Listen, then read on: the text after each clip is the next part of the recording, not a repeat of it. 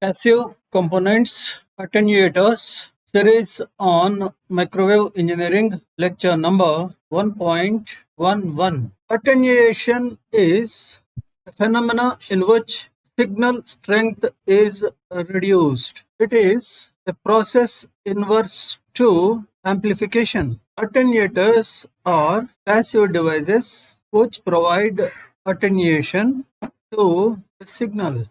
Their role in the design of communication systems is as important, as critical as amplifiers. In the present session, the focus is on attenuators that work at microwave frequencies. To begin with, a definition of attenuation in dB is given. Different types of attenuators, microwave attenuators, are introduced then. The session concludes with mentioning applications, merits, and demerits of various microwave attenuators. Now let us move further to enter into the course session. Attenuation. The definition is given here. The amount by which the power level is reduced by the attenuators is specified by a quantity called attenuation, and usually it is mentioned in dBs. Formally, the attenuation in dB of a device can be defined as 10 times logarithmic ratio of power flowing into the device Pi to the power flowing out of the device P0 when both input and output circuits are matched. Mathematically, attenuation in dB is 10 log Pi by P0. If the input circuit is not matched to the device, then Pi in the above relation is equal to power incident minus power reflected. If the output circuit is not matched, then P0 is equal to power consumed in the output circuit plus the power reflected back into the device. The definition is pretty clear. There is no element of confusion in the definition. Everything is clear now. Attenuators are devices which provide attenuation. A few introductory points regarding attenuators. These are passive devices used to reduce the power to a desired level. Notice amplifiers raise the signal level to the desired level, whereas attenuators, they reduce the signal level to the desired level. Attenuators are widely used in the industry as well as in the laboratory research work. Broadly, attenuators used in the industry and also for laboratory work can be divided into two groups. Resistive card type, rotary vane type. Note here attenuators mean microwave attenuators or attenuators that work at microwave frequencies. Microwave attenuators are different from attenuators that work at kilohertz range or megahertz range. Here our focus is on microwave attenuators. Now, some information regarding resistive card type attenuators. They are low cost devices, but they are not accurate. Other type, rotary vane type, they are accurate. They are able to give frequency independent readings, but they are expensive when compared to resistive card type attenuators. The resistive card type attenuators, they have two versions. One type provides fixed amount of attenuation, whereas the second type provides variable amount of attenuation. The attenuating element in the waveguide attenuators. Here, our focus is on attenuators that are built or fabricated with rectangular waveguide pieces. Let us call them as waveguide attenuators. The main element, attenuating element in waveguide attenuators is a resistive card. It is manufactured from a metallized glass fiber reinforced PTF. PTF stands for polytetrafluoroethylene. So it is certain compound, certain material with which resistive cards are made. Here are shown different types of resistive card attenuators. in A, in B, in C. In these diagrams, you can find three different types of fixed version attenuators. The attenuators that are shown here provide fixed amount of attenuation, whereas the attenuator that is being shown in D, it provides variable amount of attenuation. Hence, it is a variable version attenuator. In all the four cases, one can notice the structure consists of a piece of rectangular waveguide. In A, in B, in C, as well as in D. Piece of waveguide, rectangular waveguide is common in the structures of all these four types of attenuators. In a cord is attached, resistive cord, to the bottom broader wall at the middle. The cord is vertical and parallel to the side walls. It is in the middle of the waveguide. In B, a cord is there. It is held in place with two rods. Here also, it is placed in the middle of the guide. Notice in A as well as in B, the cord is tapered. The tapering is resorted to eliminate reflections. In C is shown another type of fixed version attenuator. Here, certain material, it is placed again in the middle of the guide over the bottom wall. In D, a variable version of attenuator is shown. In the top broader wall of the guide, a narrow slot is cut.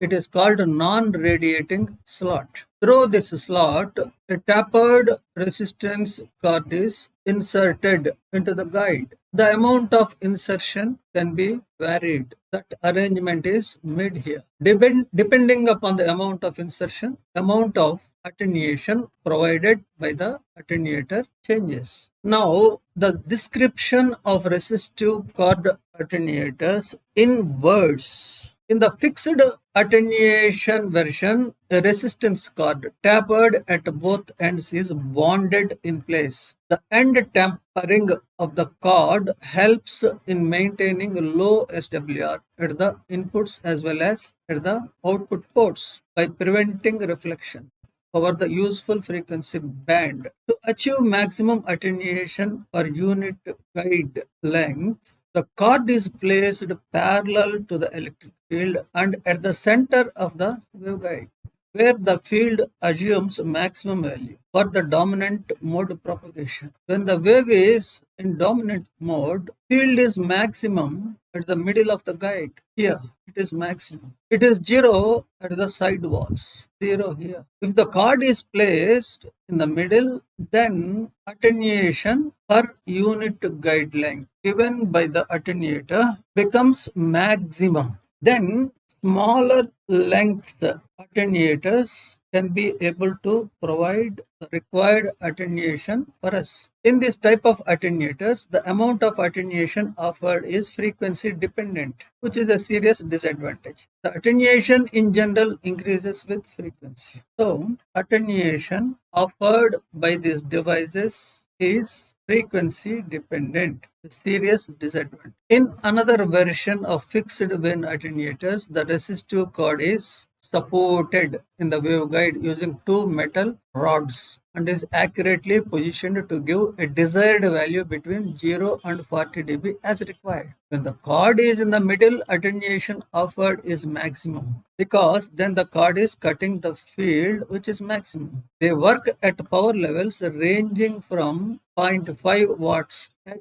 26.6 to 40 gigahertz band to 40 watts continuous wave at 2.6 to 3.95 gigahertz band with SWR ranging from 1.20 to 1.10. Before going further, a point is required to be mentioned and further elaborated. It is the resistive cord that provides attenuation to the wave. But attenuation happens to the wave only when the cord is parallel to the field, electric field. Suppose electric field is vertical in the wave. If the cord is also vertical and parallel to the field, then the cord is able to provide attenuation to the wave. If the chord is normal to the electric vector in the wave, attenuation offered by the chord is almost nil, negligible.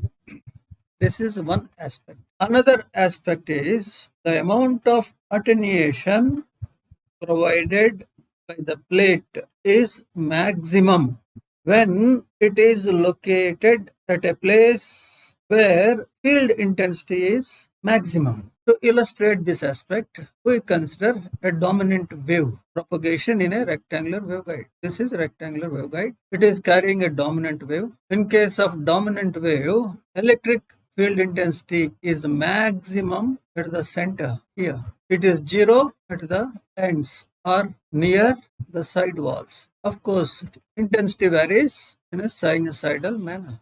If we want attenuation maximum from the chord, then we have to locate the chord at the center where field intensity is maximum. One can have attenuation even when the chord is located away from the center also. Here also one can place the chord, but the attenuation offered by the attenuator then is not maximum. It is sub-maximum. It is moderate.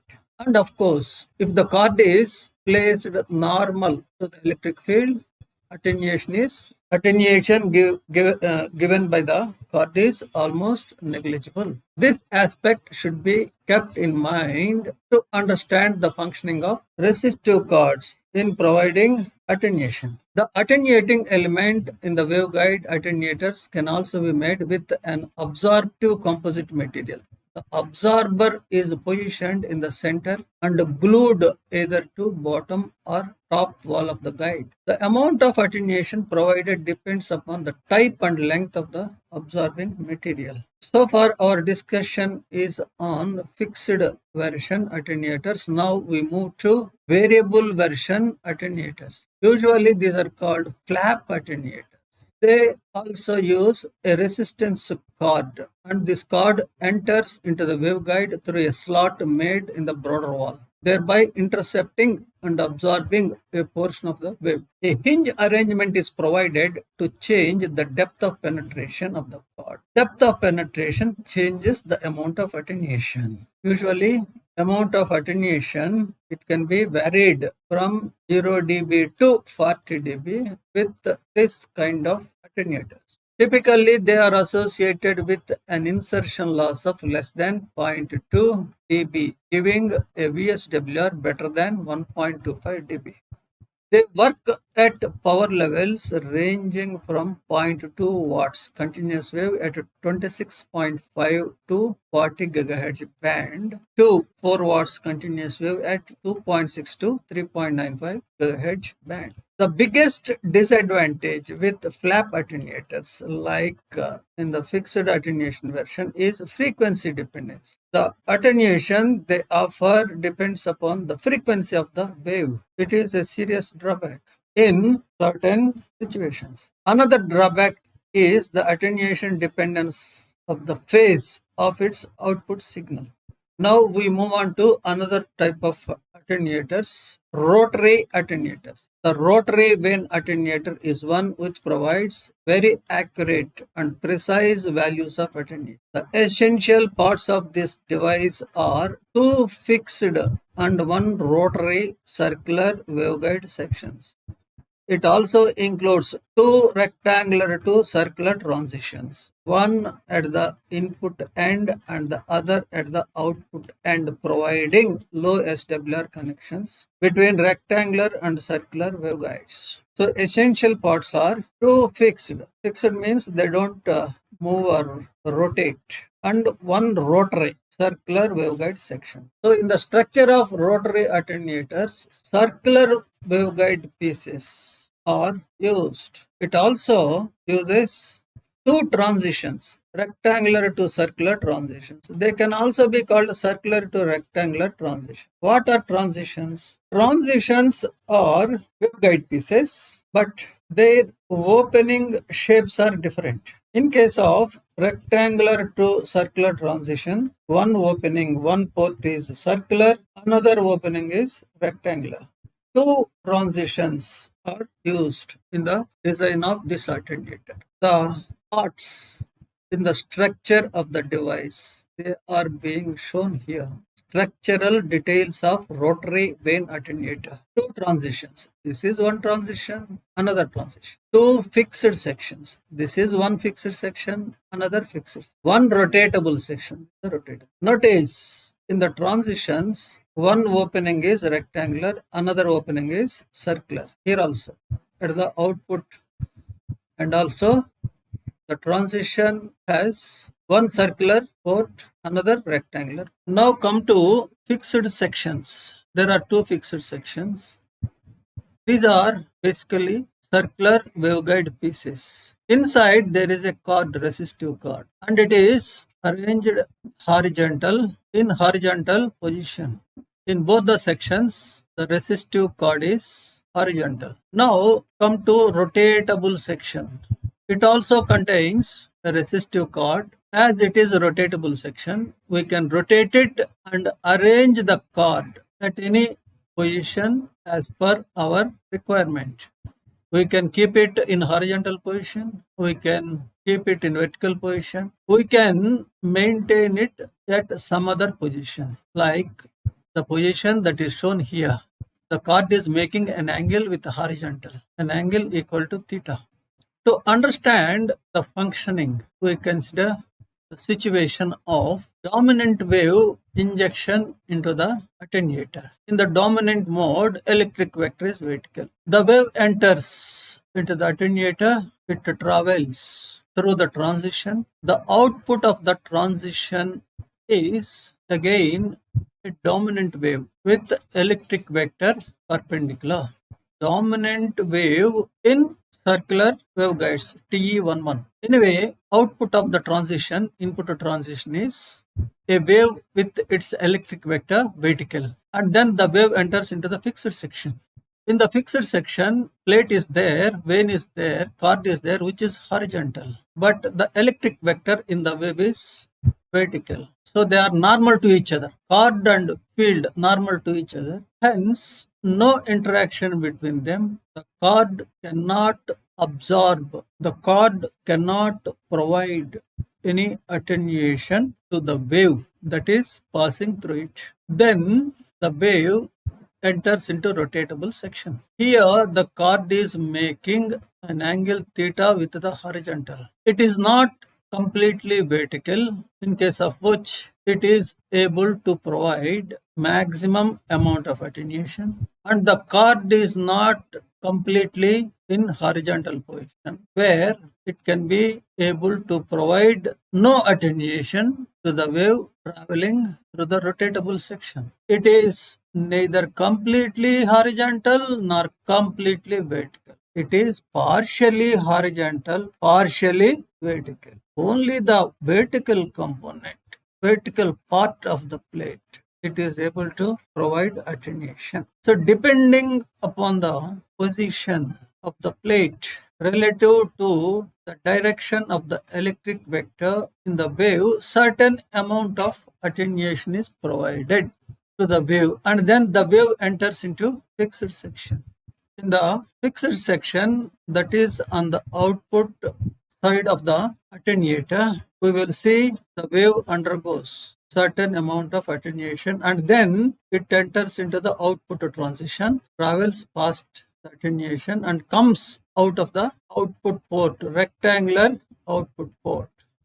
A little bit of calculation, mathematical analysis gives us, if E is the field intensity at the input end, the field intensity at the output end can be found as E cos square theta. Theta is the angle the plate in the rotatable section makes with the horizontal. So E is input, E cos square theta is output field intensity. Some more points regarding the structure. The two fixed circular waveguide sections are identical in all respects. Each one consists of a piece of circular waveguide with a lossy dielectric plate lying horizontal in it, and each one is attached to a transition. In the middle exists a rotatable circular waveguide section with a lossy dielectric plate which can be placed at any angle by rotating that section. The dielectric plates are usually thin with dielectric constant more than 1, relative permeability 1, that is non-magnetic, and a conductivity sigma of a finite non-zero value. The dielectric plates interrupt and attenuate the wave traveling through them. The amount of attenuation depends upon the properties of the material from which plates are cut, their dimensions, as well as the angle between their plane and electric vector E of the wave. When E vector is normal to its plane, the plate does not attenuate the wave in any significant manner, whereas it attenuates the wave maximum amount when E vector is parallel. In the present case, the lengths of the plates are selected in such a way that after traveling past the plates with its E vector parallel, the wave amplitude becomes insignificant. It can be shown the attenuation provided by the device in dB is 10 log 1 by cos power 4 theta, where theta is angle the plate in the rotatable section makes with the horizontal. When the wave with its electric vector vertical falls over and crosses the input fixed section in which plate is horizontal, the wave crosses it without any considerable attenuation. It gives the input to the rotatable section an unattenuated wave. Here is described the functioning of the device in providing attenuation. Electric field in A at the mouth. At the mouth, electric field is vertical. It travels past the first fixed section without any attenuation and then falls over the resistive card or vane, dielectric resistive card or vane in the rotatable section in which the card is making an angle theta with horizontal. If this card is vertical, then attenuation provided by it is going to be maximum. If it is horizontal, attenuation provided by it is going to be almost negligible. But it is in between. One can say it is partially vertical, partially horizontal. To analyze the situation, to find the attenuation provided by the card to the wave, what we have to do is resolve the electric vector into two components. One component parallel to the card, another component normal to it. The normal component here is shown. It is E cos theta. Parallel component is E sin theta. Normal component goes unattenuated, whereas parallel component gets attenuated almost completely. So the output of the rotatable section is E cos theta.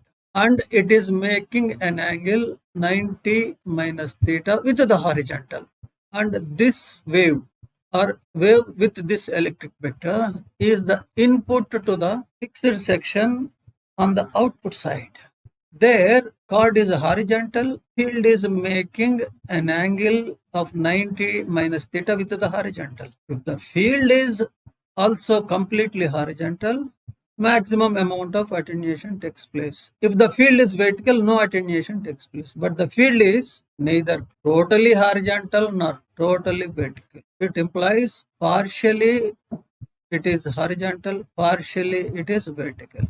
Horizontal component gets attenuated, whereas the vertical component travels past the section without any attenuation. The electric component, the electric vector, it can be resolved into two components, one parallel to the card, another normal, one horizontal, another vertical. The horizontal component, E cos theta sin theta, it gets absorbed completely by the plate.